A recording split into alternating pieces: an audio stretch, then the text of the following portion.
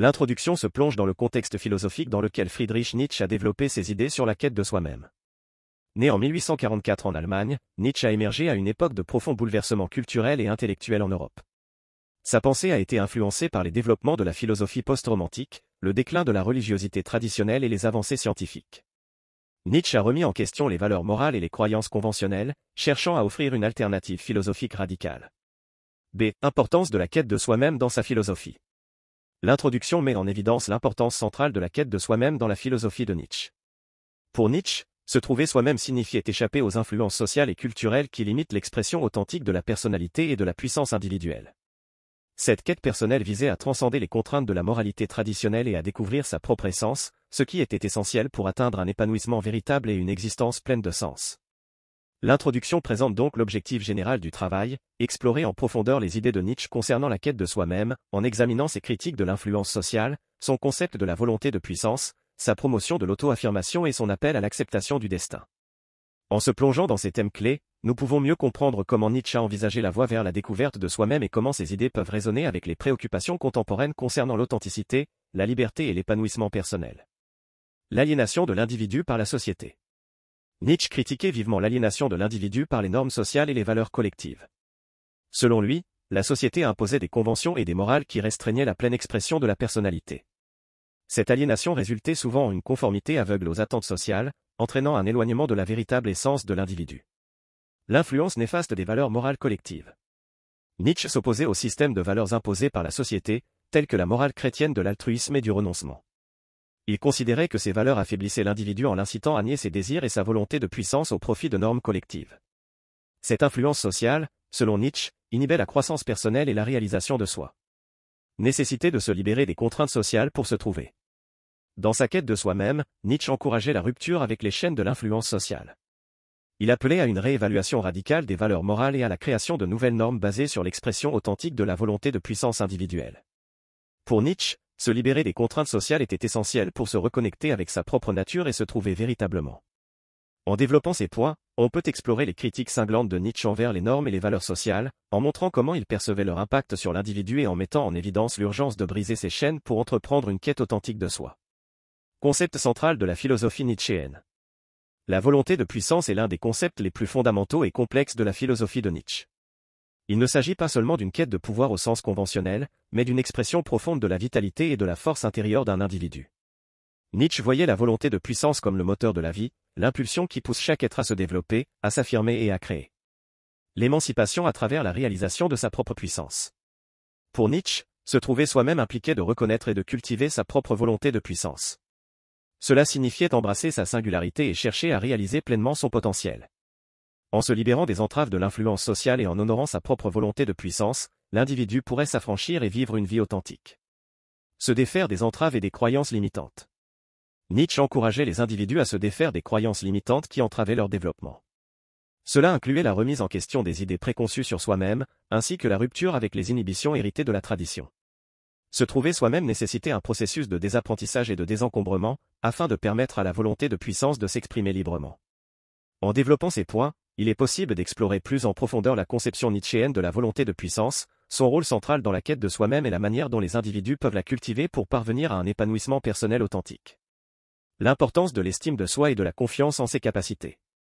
L'affirmation de soi, selon Nietzsche, implique la reconnaissance de sa propre valeur et la confiance en ses capacités.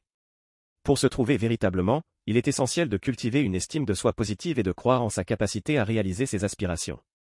L'individu doit reconnaître sa propre dignité et sa puissance intérieure, évitant ainsi de tomber dans l'autodépréciation ou la soumission aux jugements extérieurs. Surmonter la peur de l'échec et du jugement. Nietzsche encourageait à surmonter la peur de l'échec et du jugement social. L'affirmation de soi nécessite une audace courageuse pour poursuivre ses passions et objectifs, même en présence d'obstacles. L'individu doit s'affranchir des attentes externes et des craintes intérieures afin de prendre des risques et de s'épanouir pleinement. Cultiver une attitude affirmée et audacieuse. L'affirmation de soi requiert le développement d'une attitude affirmée et audacieuse. Nietzsche invitait les individus à exprimer leurs opinions et à défendre leurs valeurs, même si cela allait à l'encontre des conventions sociales. L'affirmation de soi implique la création de sa propre voix, indépendamment des influences extérieures, et l'engagement résolu envers sa propre vision de la vie. En explorant ces aspects, il devient possible de mieux comprendre comment l'affirmation de soi était cruciale dans la quête de soi-même selon Nietzsche. Il s'agit d'un appel à embrasser sa propre valeur, à surmonter les peurs et les inhibitions, et à se montrer audacieux dans la poursuite de son propre épanouissement. Accepter le destin avec sérénité.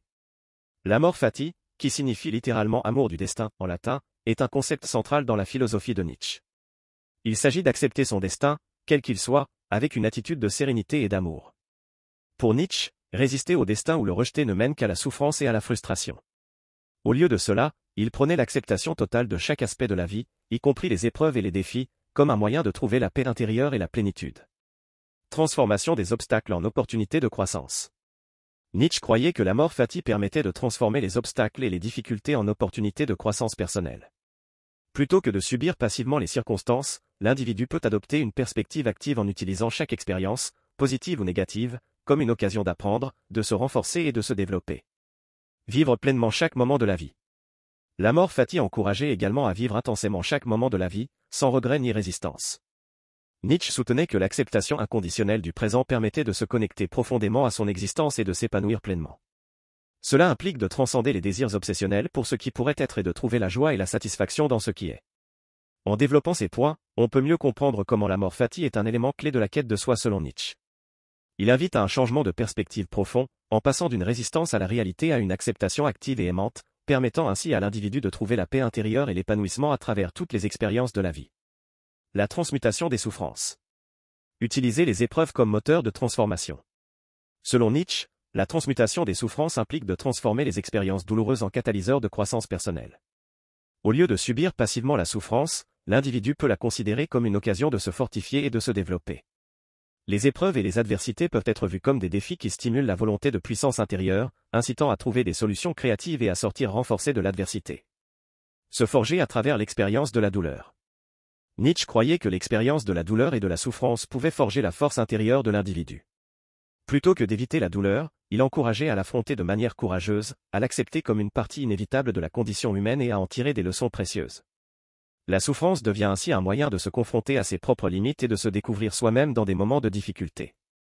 Développement d'une force intérieure et d'une résilience. La transmutation des souffrances conduit à développer une force intérieure et une résilience profonde. Nietzsche pensait que les individus pouvaient cultiver une sorte de noblesse dans la souffrance, en transformant leur expérience en une source de dignité et de caractère. La capacité à affronter les adversités avec courage et à en sortir renforcée permet de s'affirmer davantage et de trouver une authenticité profonde dans la quête de soi-même. En développant ces points, on peut mieux appréhender comment Nietzsche envisageait la transformation de la souffrance en un moyen de croissance et de renforcement personnel. La transmutation des souffrances devient ainsi une étape cruciale dans la recherche de soi-même, en permettant à l'individu de développer une force intérieure et une résilience qui contribuent à une vie authentique et épanouissante.